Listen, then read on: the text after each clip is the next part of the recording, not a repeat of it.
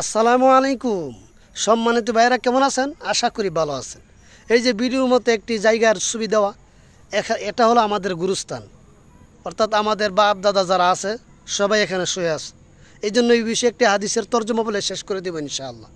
আন আবি হুরাইরা রাদিয়াল্লাহু তাআলা আনহু ক্বালা রাসূলুল্লাহি সাল্লাল্লাহু আলাইহি ওয়াসাল্লাম।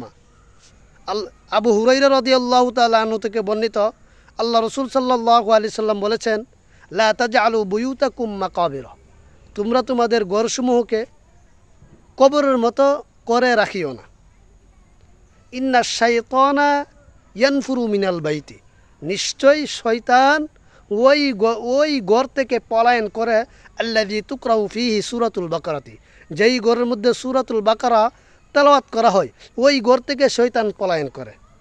তাহলে এই হাদিসের দ্বারা, আল্লাহর নবীর এই হাদিসের দ্বারা বোঝা গেল যে ঘরের মধ্যে এক নম্বর বোঝা গেল ঘরের মধ্যে নফল ইবাদত করা। কারণ ইমামের পিছনে মসজিদের মধ্যে ফরজ নামাজ আদায় করার পর বাকি নামাজগুলা সুন্নত বেতের অর্থাৎ যত রকমের নামাজ আছে নফল আছে সবগুলা বাড়িতে আদায় করা উত্তম। 2 নম্বর বোঝা গেল যে ঘরের মধ্যে কুরআন তেলাওয়াত করা, এমনকি ঘরের মধ্যে যদি সূরা বাকারা তেলাওয়াত করা হয় ওই ঘরের মধ্যে শয়তান আর থাকে না, শয়তান পলায়ন করে। এই জন্য ভাই আমি আপনি সকলেই যেন আমরা এই হাদিসের উপর আমল করতে পারি। বিশেষ করে আমাদের বাপ দাদারা এখানে শুয়ে আছে, সকলেই আপনারা দোয়া করবেন আল্লাহ যেন আমাদের বাপ দাদা অর্থাৎ অল পৃথিবীর যত গুরুস্থান আছে সকলকে যেন আল্লাহ মাফ করে দেয়।